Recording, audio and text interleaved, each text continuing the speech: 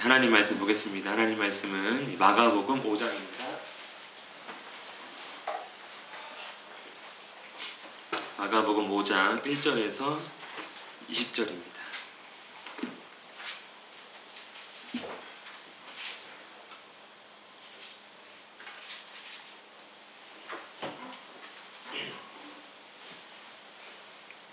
마가복음 5장 1절부터 20절 말씀, 좀 길지만 우리 한 절씩 교독하겠습니다. 마가복음 5장 1절에서 20절입니다. 예수께서 바다 건너편 거라사인의 지방에 이르러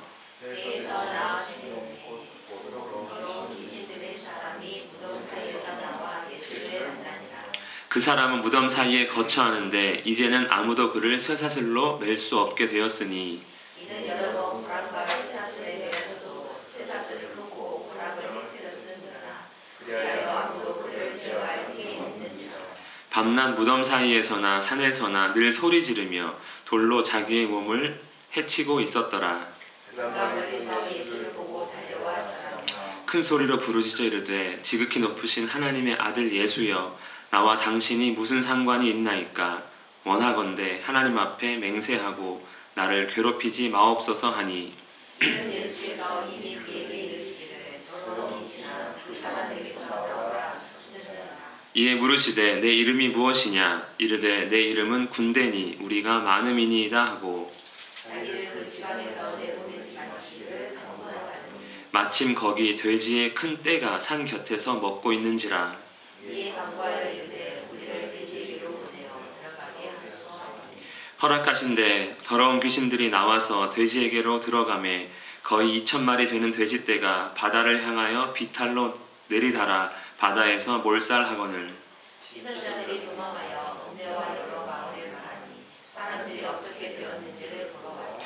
예수께 이르러 그 귀신 들렸던 자 곧 군대 귀신 집혔던 자가 옷을 입고 정신이 온전하여 앉은 것을 보고 두려워하더라. 이에 귀신 들렸던 자가 당한 돼지의 일을 본 자들이 그들에게 알리매 그들이 예수께 그 지방에서 떠나시기를 간구하더라.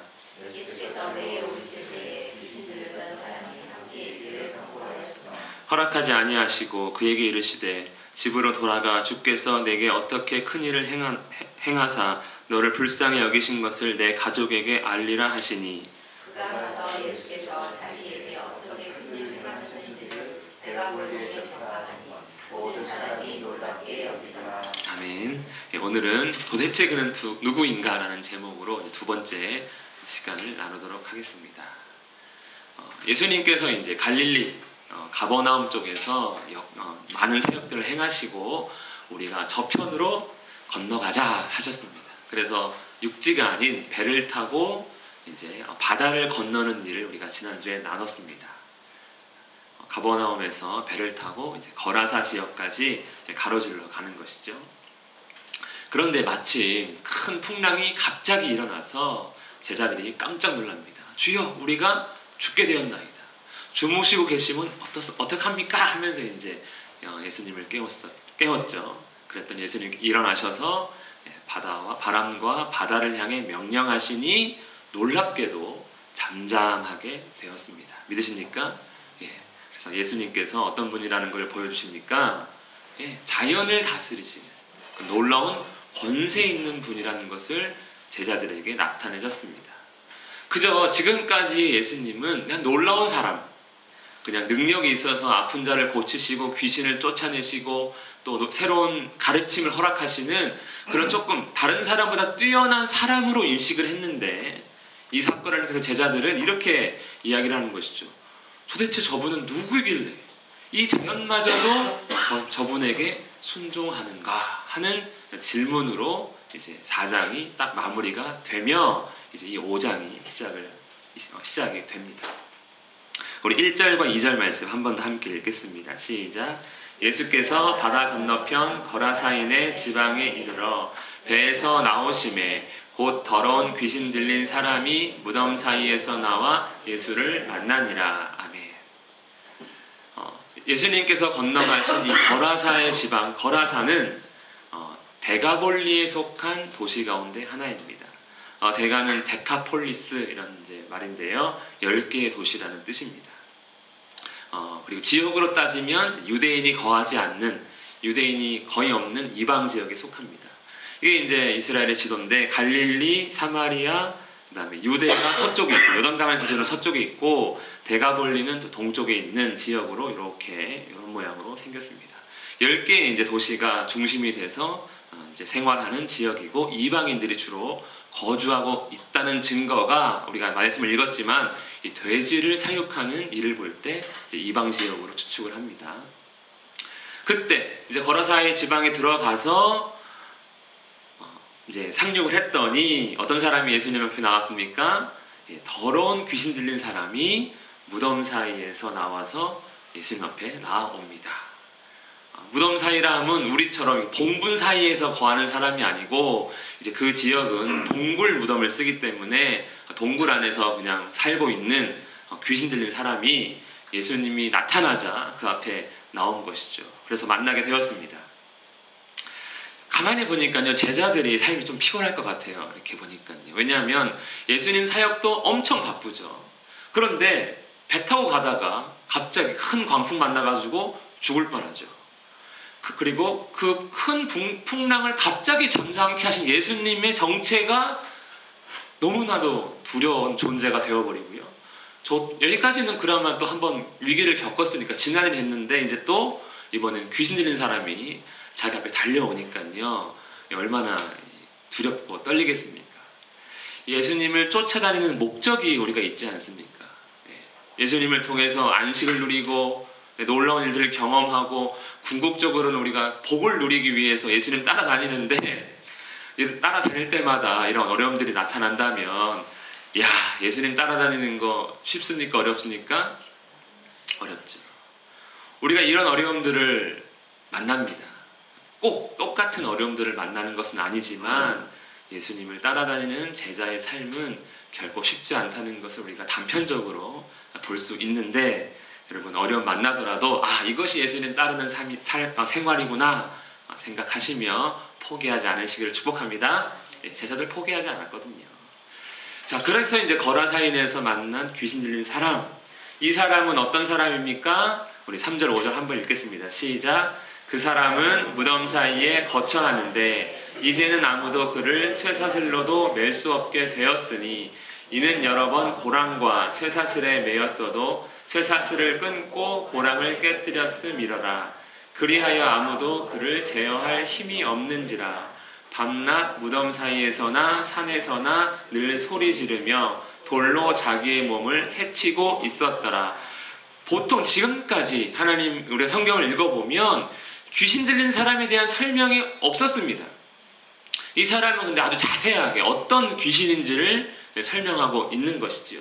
그는 이렇게 동굴 안에 살면서 옷을 벗은 채로 고랑을 차고 있는 이런 느낌의 사람이 나타난 거죠. 얼마나 깜짝 놀라겠습니까?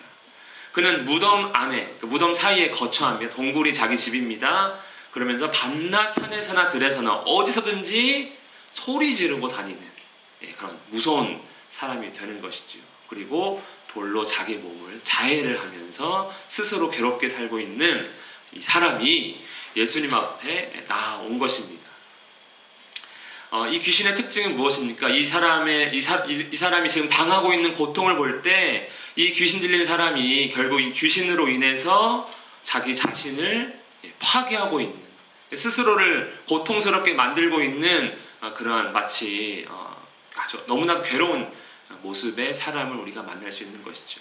이것이 귀신의 역사입니다. 하나님의 형상인 사람을 왜곡하고 파괴하고자 하는 그러한 역사를 하는 것이 귀신의 일입니다. 그런데 이 귀신에 들린 사람은 어떻게 됩니까? 제어할 수가 없습니다. 지금까지 예수님이 고치신 귀신 들린 사람들은요, 그래서 제어할 수 있었던 사람들 같아요. 왜냐하면 끌려 나와가지고 고침받지 않았습니까? 회당에 있던 귀신 들린 사람도 어쨌든 통제가 되니까 회당 안에 있는 거고요. 예수님이 기적을 베풀어 주실 때 귀신 들린 사람이 나왔는데 제 발로 나온 게 아니고 그의 가족들이 끌고 나왔겠죠. 지금까지는 어느 정도 제어 가능한 그런 좀 약한 귀신 들린 사람이었다면 이 사람은요, 쇠고랑을 차고 있는데도 끊어버리는 그 누구도 감당할 수 없는 그런 사람이 이 귀신 들린 사람입니다. 이 아주 강력한 귀신이 그의 안에 있는 것이죠. 그런데 이제 이 사람이 어떤 일을 행합니까? 6절 7절입니다. 시작. 그가 멀리서 예수를 보고 달려와 절하며 큰 소리로 부르짖어 이르되 지극히 높으신 하나님의 아들 예수여, 나와 당신이 무슨 상관이 있나이까? 원하건대 하나님 앞에 맹세하고 나를 괴롭히지 마옵소서 하니, 예수님의 등장이 놀랍게도 이 귀신의 괴로움이 되어버렸습니다. 그가 갑자기 멀리서 예수님 보고 달려 나옵니다. 예수님이 거라사에 상륙하고 귀신 무덤 사이에 사는 자가 예수님을 보게 된 것이죠. 나중에 8절을 보면 예수님이 귀신아 그 사람에게서 나오라 명령했기 때문에 이렇게 뛰어온 것을 우리가 볼 수 있습니다. 어쨌든 이 강력한 귀신이 어떻게 했습니까? 예수님을 보고 달려와서 절합니다. 그리고 지극히 높으신 하나님의 아들 예수여 하며 마치 신하가 왕을 아련하듯 그 앞에 절하며 전하 뭐 이렇게 이제 부르짖는 것이지요.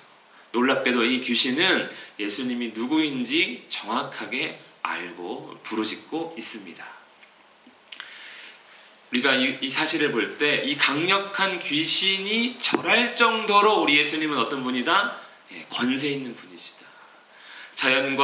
자연을 다스리셨던, 바람과 바다를 다스리셨던 그 예수님의 권세가 일시적이거나 그냥 우연히 그냥 말했는데 그때 갑자기 그냥 잠잠해진 것이 아니라 이 귀신을 통해 보건대 어마어마한 권세를 가지신 분은 분명하구나 하는 것을 이 귀신이 절할 때 우리는 알 수 있습니다. 이 귀신이 뭐가 아쉽다고 그냥 사람에게 절하겠습니까? 아무도 그를 제어할 수 없는 힘을 갖고 있는 귀신인데요. 그래서 우리는 예수님 권세는 크신 권세구나 라는 것을 알 수 있습니다. 왜 귀신이 이렇게 뛰쳐나온 겁니까? 더러운 귀신아 그 사람에게서 나와라 명령하셨기 때문에 귀신이 나온 것이지요. 그래서 지극히 높으신 하나님의 아들 예수여 뭐라는 겁니까? 나를 통촉하여 주시옵소서 이렇게 얘기한 거예요. 왜냐하면 이 사람에게서 나가기 싫었거든요. 여기가 좋사오니 저를 좀 내버려 두시면 안 되겠습니까? 귀신이 자기 사정 좀 봐달라고 통촉하여 주시옵소서 절하고 있는 것입니다. 나와 당신이 지금 무슨 상관이 있습니까? 원하건대 나를 좀 괴롭게 하지 마옵소서. 이 명령을 좀 거둬주십시오 라고 부탁을 하고 있는 것이죠. 왜냐하면 예수님의 명령을 그는 거절할 수가 없는 것입니다. 그만큼 예수님의 권세는 큽니다.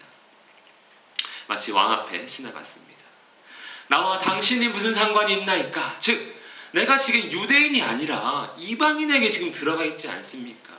당신은 유대인의 메시아로서 온 것 아닙니까? 그러니 나를 좀 건들지 마시고 그리고 이렇게 지낼 수 있도록 도와주세요. 이해해 주세요 하며 자기 사정을 봐달라고 엎드려 절합니다. 왜냐하면 예수님의 명령을 거역할 수 없기 때문에 그런 것이죠. 강력한 귀신도 예수님께 복종해야 하는 큰 권세 가지신 분이 예수님인데 이 권세에 우리는 불순종하니 우리는 진짜 간이 배 밖으로 나올 사람이 될 수도 있겠죠. 귀신도 순종하는 예수님, 우리라고 어떻게 할 수가 없는 것이죠. 9절 읽겠습니다. 시작. 이에 물으시되 내 이름이 무엇이냐? 이르되 내 이름은 군대니 우리가 많음이니이다. 예수님이 그의 이름을 묻습니다. 너 누구냐? 이름이 뭐냐? 라고 했더니 제 이름은 군대입니다. 레기온입니다. 이렇게 자기를 소개한 겁니다. 레기온은 헬라어인데요. 이것은 이제 로마 군대의 병력 가운데 우리는 대대, 중대, 연대, 소대 이렇게 있지 않습니까? 저는 군대를 안 갔다 와서 익숙한 용어는 아니지만 어쨌든 로마 군대 단위 가운데 약 6,000명에 속하는 단위의 군대를 레기온이라고 하는데 자신을 그렇게 소개한 겁니다. 그러니까 이름을 말했다기보다는 우리는 많습니다. 이렇게 이제 마치 예수님을 조금 약간 협박하는 느낌처럼 자기소개를 했습니다. 그러니 이렇게 이 귀신 들린 사람이 강력한 것이죠. 그냥 귀신 하나가 들어간 게 아니라 이렇게만 따져도 6천의 귀신 어쨌든 엄청나게 많은 귀신이 지금 한 사람 안에 들어가 있으니 이 사람이 괴로운 것은 당연하거니와 힘이 센 것은 이상할 리가 없는 것입니다. 이런 군대가 지금 사람에게 들어가 있음에도 불구하고 예수님께 자신이 이렇게 안 하면 안 되겠냐고 명령을 걷어달라고 지금 부탁할 정도니 예수님은 육천의 귀신이 모여있는 것보다 훨씬 더 강한 권세인입니다. 자기를 그 지방에서, 데가볼리 지방에서 내보내주지 마십시오. 제발 그냥 저를 좀 봐주십시오 하는데, 이 말씀이요, 누가복음에 보면 이렇게 예수님께 부탁합니다. 저를 무적행으로 들어가라 하지 마시기를 간구하나이다. 무적행은 어떤 겁니까? 무적, 그러니까 없을 무에 낮을 저자, 바닥이 없는 불을 의미합니다. 이것은 계시록에 나오는 표현인데요, 끝이 없는 구덩이, 영원히 떨어져야 되는 그런 구덩이가 무적행이고, 나중에 계시록을 읽어보시면 1000년 동안 이 사탄과 그의 무리들이 갇혀있는 감옥이 이 무적행입니다. 여기에 지금 들어가라는 건 심판이거든요. 그러니까 예수님 만나자마자 이 군대 귀신 떨면서 나 죽었다, 저분이 나보고 무적행으로 들어가라 하면 난 끝인데, 이렇게 하면서 나온 것이 이 절박한 귀신의 모습입니다. 더러운 귀신아 나와라 명령했거든요. 거절할 수가 없는 거거든요. 그럼 나오라고 하신 건 좋은데, 그러면 예수님은 이 귀신을 어디로 보내야 될까 하고 있는데, 마침 보니까 거기에 뭐가 있습니까? 돼지의 큰 떼가 산 곁에서 아주 태평스럽게 먹고 있었습니다. 돼지가 이렇게 있겠죠. 산에서 좀 있으면 2000마리 나오니까 아마 이만큼보다 더 많겠죠. 세상이 참 좋습니다. 찾지 않았습니다. 그렸습니다. 이 귀신이요, 정말 이 지역에 머물고 싶었나 봐요.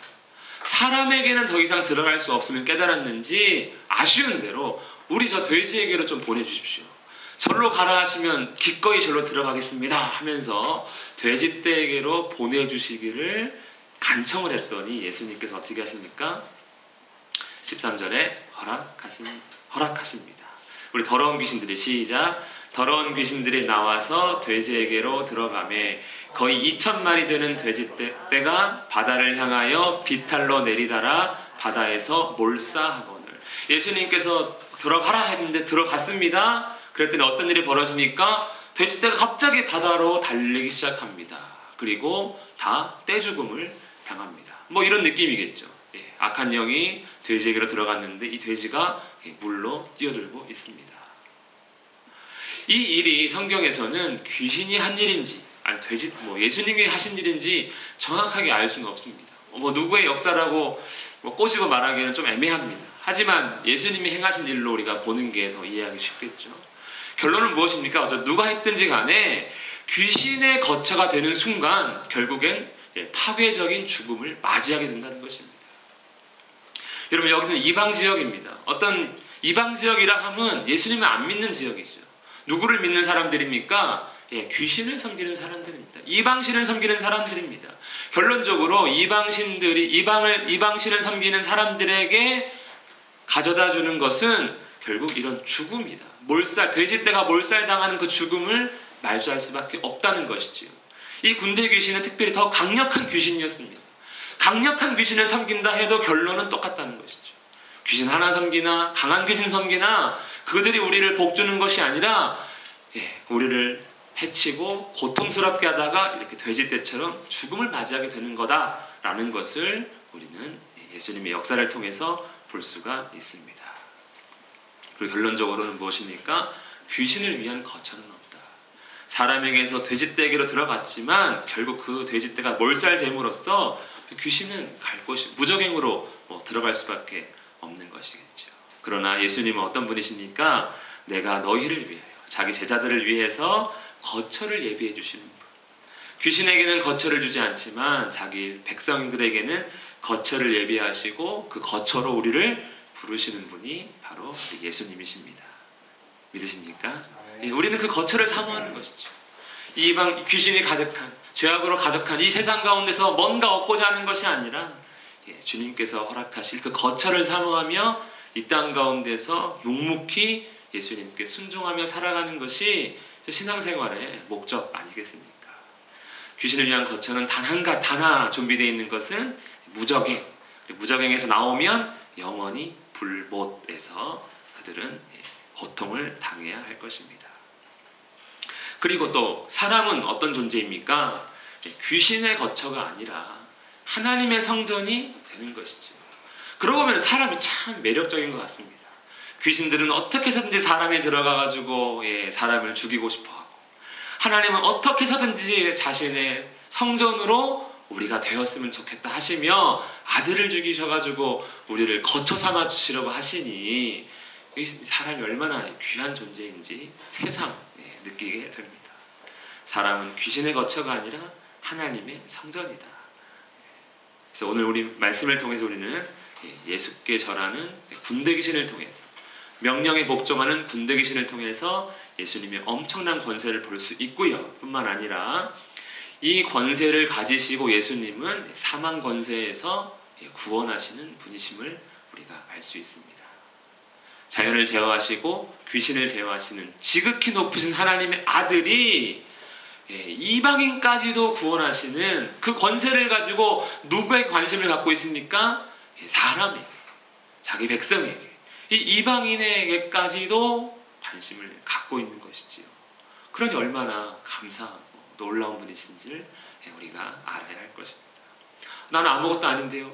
여러분, 강력한 귀신 들린 사람보다 우리가 더 나은 거 아닙니까? 그냥 비교해 본다면 그 사람은 귀신 들렸다는 이유로 사람들에게 버림받고 사람들이 그를 피하고 무덤 사이에 들어가서 살아가야 하는 그 외로운 존재보다 와 나도 그런 것 같아 훨씬 낫잖아요. 근데 그런 사람들을 가지도 예수님은 관심 가지고 일부러 저 멀리 갈릴리에서 그 가버나움에서 걸어서까지 찾아가셨으니 얼마나 감사한 분이십니까?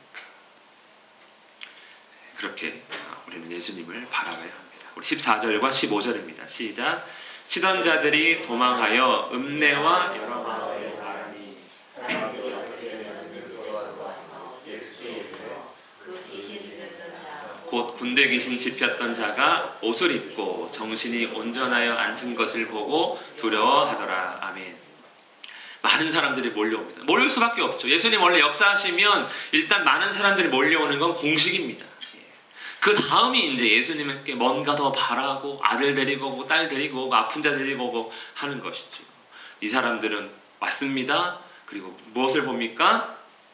군대 귀신 집혔던 자가 웬일로 얌전하게, 그것도 옷 입고 소리 지르지 않고 온순한 양이 되어서 예수님 앞에 앉아있는 것을 봅니다. 너무 두려운 일이 일어난 것이죠. 아니 어떻게 저런 일이 있을 수가 있지? 누구도 제어할 수 없는 저 사람이 어떻게 저 사람의 말을 듣고 있는 거지? 하며 예수님도 두렵고, 그가 정말 고침 받았는지 아닌 건지 그것도 두렵고 두려워하고 있는 사람들입니다. 제어할 수 없는 자가 제어할 수 있게 되었으니까요, 예수님도 두려운 존재로 보는 것 같습니다. 무덤 사이에 살았고 밤낮 소리 지르고 자기의 몸을 해치는 그 사람이 예수님 앞에 앉아서 온전하여 옷을 입고 이렇게 변한 것이죠. 이것이 이제 귀신에게서 구원하신 예수님입니다. 파괴된 하나님의 형상이 조금 더 온전해, 예수님으로 인해 그래도 온전해지는 그런 역사를 우리가 볼 수 있습니다. 16절 17절입니다. 시작. 이에 귀신 들렸던 자가 당한 것과 돼지의 일을 본 자들이 그들에게 알림해 그들이 예수께 그 지방에서 떠나시기를 간구하더라. 그런데 이상한 일이 벌어집니다. 다른 귀신 들린 자를 데리고 와서 고쳐주십시오라고 할 뻔한데, 유대 갈릴리 지역은 그렇게 하지 않았습니까? 그런데 이 사람들은 그 얘기를 듣자마자 떠나주십시오 라고 이야기를 하는 것이죠. 제발 좀 여기 계시지 마시고 돌아가 주십시오. 당신 유대인 아닙니까? 왜 여기 있습니까? 돌아가 주십시오. 이렇게 이야기를 합니다. 이 사람들은요, 복음에 관심이 없습니다. 왜 그랬을까? 이 사람들은 도대체 무엇을, 같은 일을 보고 어떤 생각을 한 것일까? 돼지의 몰살을 보고 이 사람이 있으면 우리가 더 큰 손해 볼 수 있겠다, 이런 생각을 한 것인지, 아니면 정말 귀신으로 해방된 저 한 사람을 바라보면서 야, 예수님이 더 계셨으면 좋겠다, 이런 생각을 왜 안 한 것인지, 모든 일의 중심이 예수님께 있는데 왜 제대로 바라보고 있지 못한 것인지 생각해 볼 수 있는데 어쨌든 이 거라사 사람들의 눈에는 제가 보건대 돼지떼가 죽은 것, 아마 지금 돼지떼가 지금 바다 위에 둥둥 떠 있지 않겠습니까? 다 죽어가지고 그거 보면서 아우 저 사람은 받아들이면 안 되겠다라고 생각하는 것 같습니다. 참으로 예수님을 보지 못하는 슬픈 모습 같습니다. 우리는 무엇에 관심을 가지고 있습니까? 예수님께 우리의 관심이 더 많이 집중되기를 축복합니다. 우리 18절 19절입니다. 시작. 예수께서 배에 오르실 때 귀신 들렸던 사람이 함께 있기를 간구하였으나 허락하지 아니하시고 그에게 이르시되 집으로 돌아가 주께서 내게 어떻게 큰 일을 행하사 너를 불쌍히 여기신 것을 내 가족에게 알리라 하시니. 아멘. 예수님이 떠나십니다. 예수님은 자기를 환영하지 않는 곳은 사실 빨리 떠나시고 심지어 기적도 많이 베풀지 않습니다. 거라사 지방에서도 금방 떠나시죠. 여기 예수를 배척한지라는 자기 고향에 갔을 때 그 고향 사람들이 예수님을 배척하자 역시 많은 능력을 행하지 않고 바로 떠나십니다. 거부하시면 예수님도 나 아쉬운 거 없다 하고 떠나가시는 것이지요. 그러면서 이 귀신 들렸다가 고침받은 사람이 함께 있기를 간구합니다. 그럼 보통 함께 있자 했을 것 같은데 새로운 사명을 하나 주시지요. 집으로 돌아가 복음을 전해라. 네가 너에게 일어난 일을 사람들에게 알려라. 가족에게 알려라. 이렇게 말씀을 하십니다. 그렇게 해서 이 사람이 예수님 말씀대로 어떻게 합니까? 그 이방 지역에 복음에 관심이 없는 그 지역에 이제 예수님의 소식을 전파하게 됩니다. 아마 이것이 거라사로 건너오신 이유가 아닌가. 복음에 관심 없는 그 지역에 강력한 귀신을 쫓아내시면서 그래, 정말 참된 신이 있다. 이방신, 너희가 섬겼던 그 이방신이 아닌 정말로 사람을 사랑하시고 생명 주시는 참된 신이 있다는 것을 보여주시기 위함이 아닌가. 왜냐하면 다른 데서는 내가 고친 거 비밀로 해라, 비밀로 해라, 말하지 말아라 했는데 말하라고 했거든요. 아마 이 지역은 좀 예수님의 생각이 다르게 적용된 것 같습니다. 도대체 그는 누구인가? 바람과 바다를 잠잠하게 하시고 아마 성경에 기록된 귀신들 가운데 가장 강한 힘을 갖고 있는 이 군대 귀신도 제어하시는 예수님은 누구십니까? 그 군대 귀신의 고백대로 지극히 높으신 하나님의 아들. 그냥 단순히 하나님의 아들이 아니라 하나님과 같은 큰 권세 가지신 분이 바로 우리 예수님이십니다. 그분이 유일한 구원자이심을 믿습니다. 이 말씀을 기억하면서 함께 기도하겠습니다. 우리 주님을 온전히 알고 정말 주님의 큰 권세 또 우리를 구원하실 유일하신 분 아버지, 우리의 관심이 이제는 세상에 있는 것이 아닌 세상에 다른 것이 아닌 주님께 있게 해달라고 함께 기도하겠습니다.